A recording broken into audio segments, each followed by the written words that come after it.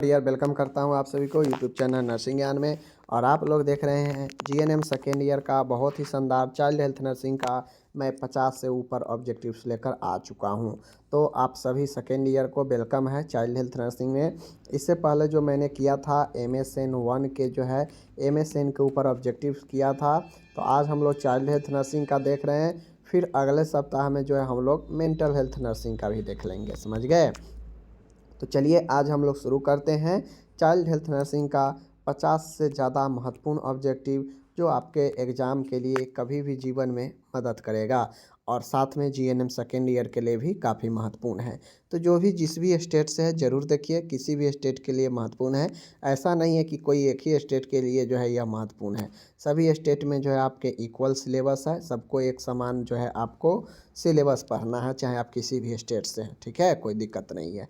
तो चलिए करते हैं शुरू फिलहाल यहाँ पे आप लोग के लिए। हेलो डियर, हमारे सामने जो पहला प्रश्न है कहता है शिशु के सिर पर पाई जाने वाली जो जल शोधी सूजन है, समझ गए, ओडिमा स्वेलिंग है, उसे क्या कहते हैं।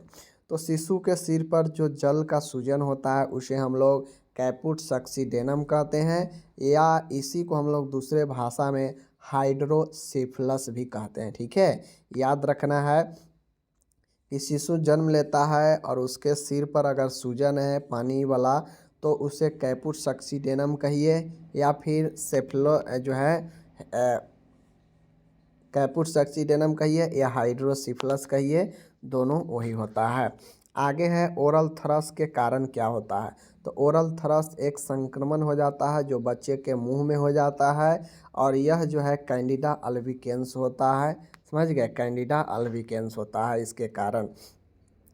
शिशु के खोपड़ी में और पेरिओस्टियम के बीच में रक्त का इकट्ठा होना क्या कहलाता है। माय डियर, कहता है कि शिशु के खोपड़ी में और पेरिओस्टियम के बीच में रक्त इकट्ठा हो जाता है जिससे सूजन हो जाता है, तो उसे सेफ्लोहेमेटोमा कहते हैं, ठीक है। यह हाइड्रोसेफलस के तरह ही होता है, बट हाइड्रोसेफलस में जल का सूजन होता है और यहाँ पे जो है वह ब्लड का सूजन होता है, ब्लड के जमने से, तो उसे सेफ्लोहेमेटोमा होता है, समझ गए।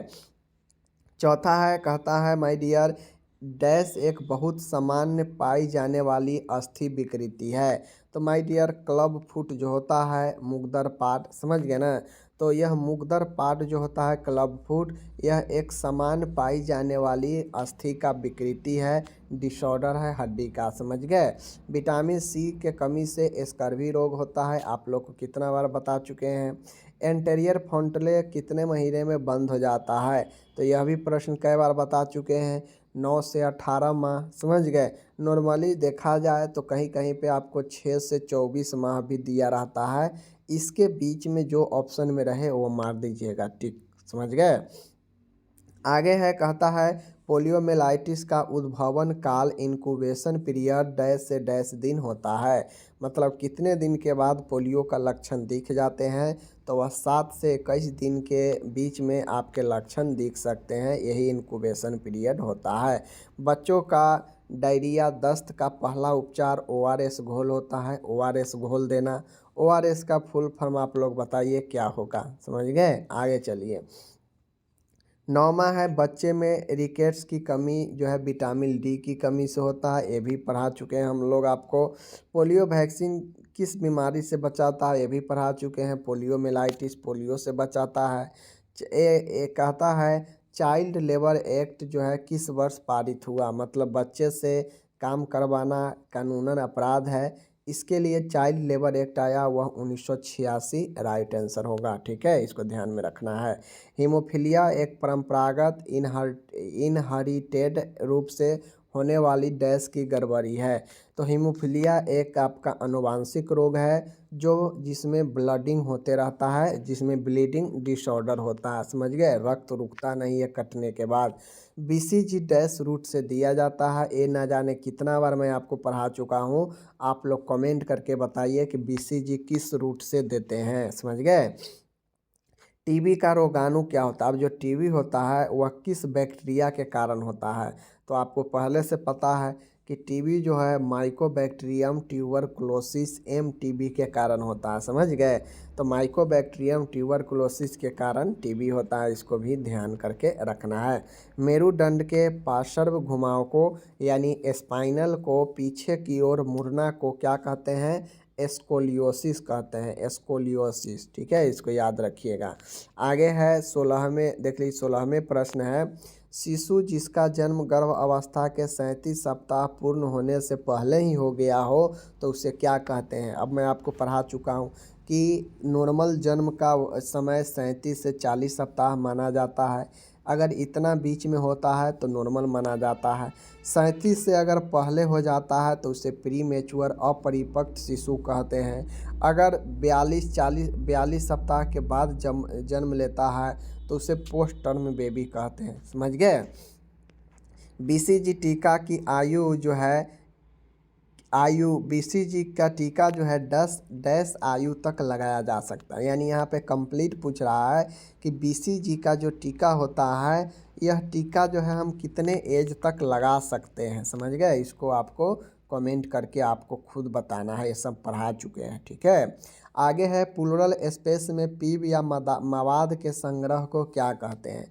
प्लूरल कैविटी मतलब समझ रहे हैं? प्लूरल स्पेस मतलब जहाँ पे फेफड़ा हमारा रहता है उस स्पेस में अगर पस मवाद भर जाता है, संग्रह हो जाता है तो उसे एम्फाइमा कहते हैं। क्या कहते हैं? एम्फाइमा कहते हैं, याद रखिएगा। ठीक है ना?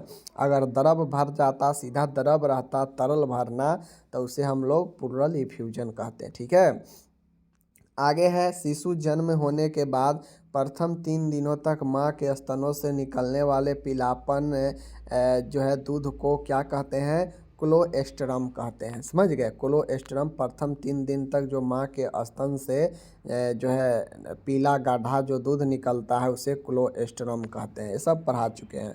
खसरे का टीके का जो आयु होता है वह 9 महीने से 6 वर्ष तक के आयु होता है। मिजल्स के टीके का, ठीक है ना?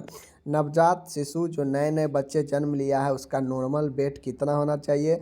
हम लोग जानते हैं 2500 से लेकर 3000 के अगर वेट में अगर है, इतना अगर ग्राम अगर है वेट 2500 से 3000 इसके बीच में, तो हम समझते हैं कि बच्चा नॉर्मल है। तो इतना तो एवरेज दे दिया है। समझ गए? अगर 2500 से कम होता है तो उसे ही जो है हम लोग लो बर्थ वेट बेबी में करते हैं। समझ गए? अपगार स्कोर सबसे पहले किसने शुरू किया? तो डॉक्टर वर्जीनिया अपगार, इन्हीं के नाम पर जो है अपगार नाम पड़ा। ठीक है, डॉक्टर वर्जीनिया अपगार ने अपगार स्केल को लाया। 23 है, जब नवजात शिशु के दोनों गालों को छूते हैं तो वह स्तन को ढूंढने के लिए मुड़ता है। समझ गए? इसे कौन सा प्रतिवर्त कहते हैं?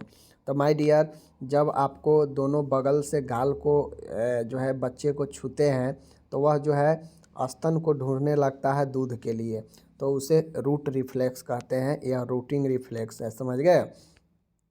42 हफ्ते इससे अधिक हफ्ते की गर्भ अवस्था आयु के बच्चे को क्या कहते हैं? पोस्टर्म बेबी कहते हैं, अभी ऊपर बताएं। ठीक है ना? टिटनेस होने के कारण क्या होता है? तो टिटनेस भी एक जीवाणु से होता है जिसका कारण क्लोस्ट्रेडियम टिटेनी होता है। इसी जीवाणु के कारण टिटनेस रोग होता है, क्लोस्ट्रेडियम टिटेनी, याद रखिएगा। 26 नंबर है, नवजात शिशु के पहले मल को मिकोनियम कहते हैं। आप लोग को न जाने कितना बार बता चुके हैं। कहता है एक्यूट र्यूमेटिक फीवर होने का कारण क्या है? तो र्यूमेटिक फीवर भी एक जो है संक्रामक रोग होता है जो ग्रुप ए के स्ट्रेप्टोकोकस के कारण होता है। समझ गए? ग्रुप ए के स्ट्रेप्टोकोकस जीवाणु के कारण होता है, इसको ध्यान में रखना है। क्षय रोग का कीटाणु क्या है? अभी ऊपर बताए हैं, माइकोबैक्टीरियम ट्यूबरकुलोसिस। कीटाणु कहिए, जीवाणु कहिए। समझ गए ना? ब्रोंकाई के प्रदाह को क्या कहते हैं? तो हम लोग पता है प्रदाह को आइटिस से जो है हम लोग लगा देते हैं तो वह प्रदाह हो जाता है। तो ब्रोंकाई और प्लस आइटिस, ब्रोंकाइटिस हो जाएगा इसके प्रदाह को। समझ गए? प्रदाह के मतलब क्या होता है कि सूजन होना, दर्द होना, वहाँ पे लालिमा होना, यही प्रदाह को सूचित करता है।